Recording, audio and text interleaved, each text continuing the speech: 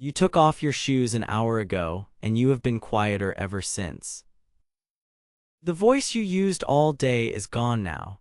The one that stayed level in the meeting, that sounded certain when you were not, that smiled at the right moments and swallowed the rest. You set it down at the door without noticing, the way you set down keys. And what is left here in this dim and ordinary room is someone the day never got to meet. There was a version of you that wanted to say something true today and chose the safer sentence. A version that felt the old fear and kept walking anyway. A version that was tired long before it was allowed to be. You did not kill those selves. You only asked them to wait in another room while you worked. Tonight that room is open, and this is about meeting them, not to put them on trial, but to bring them home. There is a reason the self goes quiet during the day and returns at night. The day asked you to be one thing. Useful, competent, legible to other people, so you build a face for it, and the face is not a lie exactly, it is just smaller than you are. Everything that does not fit the face gets set aside. The doubt, the anger you decided was not worth the cost. The tenderness that would have looked like weakness across a conference table. You carry all of it unmet through the bright hours, and you only feel its weight when the brightness finally goes out. Carl Jung gave that set-aside self a name. He called it the shadow, and he meant something precise by it, not evil but unlived. The shadow is everything real about you that the daytime persona had no room for, and his hard insight was this. What you refuse to face by day does not disappear. It waits. It comes back in the quiet, in the dream, in the strange heaviness of an evening you cannot explain. Jung argued that you do not become whole by imagining yourself as pure light. You become whole, he said, by making the darkness conscious, by turning toward the parts of yourself you spent all day turning away from, and letting them rejoin the rest of you. That turning has an old name too, much older than psychology. 16 centuries ago, Augustine sat in the dark and tried to find himself and discovered he could not because he had spent his whole life looking outward. And when he finally turned in, he wrote one of the most piercing lines anyone has written about the self. Thou wert more inward to me than my most inward part. He was speaking to God, but every contemplative since has felt the shock underneath it. That the deepest thing in you lives further in than the self you manage, the self you defend, the self you perform. You do not meet that depth on the commute or in the inbox. You meet it here when the doing stops, when there is finally no one to be for. And there is a quieter, more human voice that tells you what to do once you arrive. The researcher Brené Brown spent years studying shame, and she found something that matters tonight. Shame thrives on secrecy and silence. The parts of yourself you hid today did not become lighter for being hidden. They grew heavier, the way anything does in the dark when it is never named. Her finding was almost the opposite of what we fear. The way out is not contempt, and it is not concealment.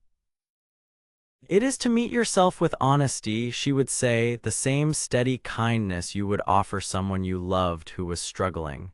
Naming the hidden thing is not weakness. It is the beginning of being whole. Put the three together and the evening changes.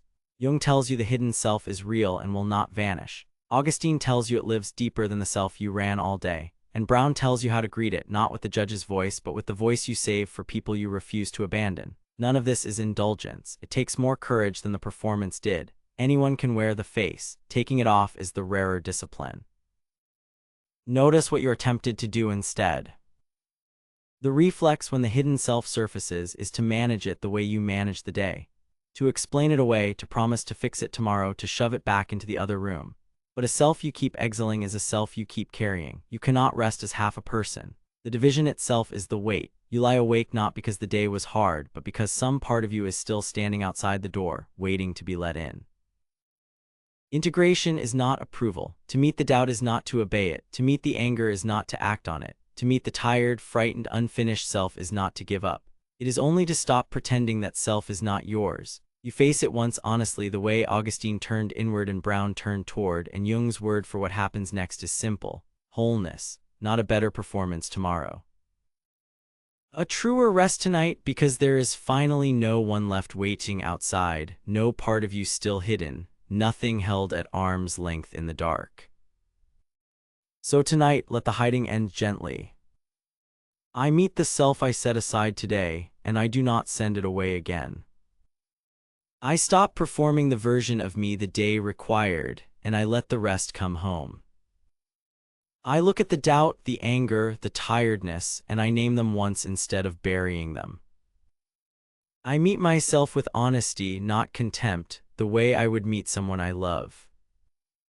I accept that I am whole only when nothing in me is left standing outside the door. So let the door stay open and the rooms grow quiet, the day's careful face laid down with the shoes and not picked back up, every hidden self gathered in from the cold of the bright hours and met without a trial, the doubt allowed, the anger allowed, the tenderness no longer something to apologize for, all of it folded back into the one person breathing slowly here in the dark, more inward than the inmost part, no longer divided, no longer performing. Nothing held at arm's length and nothing left waiting outside, so that what sleeps tonight is whole and not a fragment. And past this sleep a waking self will rise into the morning and find, as Heraclitus knew and James Clear and Carol Dweck keep teaching, that no one steps into the same river twice, that the morning grants the vote again, the chance to choose who to be before the day asks for a face, but that choosing belongs to the dawn and not to now. For now the only thing left undone is to let yourself be one person, gathered and home and resting and rest. Begin disciplined and reflective.